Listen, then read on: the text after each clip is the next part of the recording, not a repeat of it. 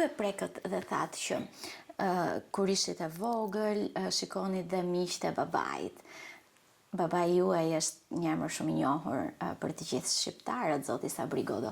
Çuditërisht ka pasur shumë miq mjek, edhe pse nuk ishte i mjekësis. Nuk ishte i mjekësis, miqti kishte mjek. Po sa ju ka ndikuar në rrugtimin tuaj që në momentin që zgjodhë të bëheshit mjeke, emri i babait? Mund të them që emri i babai vetë një herë në radh parë më ka hapur mendjen. me këshillat dhe me atë që më transmetonte. Kam pasur fatin, do thoja që gjithmonë kam qenë tepër afër dhe tepër e lidhur me babain, me familjen, ndoshta si shumë familje shqiptare, por unë edhe mbasi u martova, shtëpia ime ishte një kat më lart dhe e darkën e kalonim në këtë shtëpi dhe duke qeshur thoshim më zinte gjumit të këmbët e babit. Pra, kemi qenë shumë të lidhur. Edhe mbas martesa ai me humor, sepse na donte këtu me humor, thoshte moj, po dhe u martove prap, nuk shpëtuam nga ty duke qeshur, sepse edhe kur zvinim një orë, thoshte i ke prindër gjallë, ku je pse s'po vjen. Pra, kam qenë gjithmonë shumë afër ti dhe kam pasur fatin dhe mundësinë të përfitoj nga ai burr që vërtet ishte i veçantë dhe që të hapte rrugën, ju thata ju ka hapur rrugën, të hapte rrugën duke të hapur mendjen, duke të transmetuar atë çka ishte e rëndësishme, qoftë në jetën tënde profesionale, por dhe në jetën e përditshme, në marrëdhëniet me njerëzit.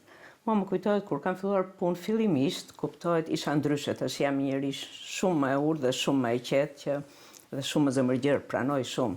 Por fillimet isha një mjeke e re, diçka, dikush ndoshta një provokim, një fjalë thënë në punë dhe vija e ndezur në shtëpi. Fjalët e babait ishin, fli një herë tani, qetësohu, zgjohu në mëngjes, mendo edhe një herë, jo çdo njeri ta thot diçka për të keqe, ndoshta dikush ka një hall në familje, dikush ashtu është gjendur.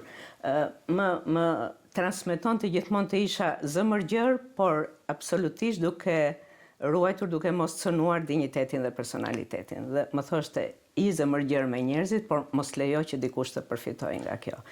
Janë shumë këshillat të tij, pastaj për jetën profesionale do thoja si të dy prindrit, jo vetëm që më kanë ndihmuar pafund që unë të bëja mjeken e duhur, të isha në punë, në shërbim të fëmijëve të vegjël si ditën, si masdita, si natën, duke më ndihmuar konkretisht, por dhe duke më nxitur, duke më thënë që kjo është e drejta. Pra, do thoja që vërtet në një farë mënyrë më kanë hapur rrugën. Pyetja juaj ndoshta ishte emri i tij, a më kanë ndihmuar?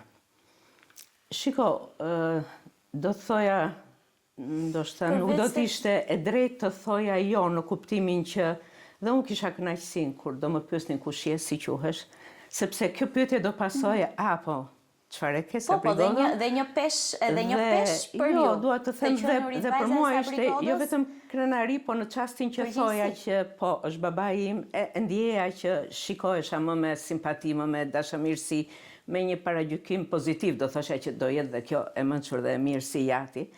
Por nuk mund të them që kam përfituar, nuk do t'ishte e drejtë, sepse vërtet kam studiuar dhe kam pasur rezultate të shkëlqyera dhe kam punuar aq shumë të rjetën sa mendoj që pavarësisht asaj që emri i babait më bënte që njerëzit të më shikonin më me dashamirësi dhe me simpati, por rrugën e kam bërë duke punuar shumë, nxitur dhe nga nëna dhe nga babai.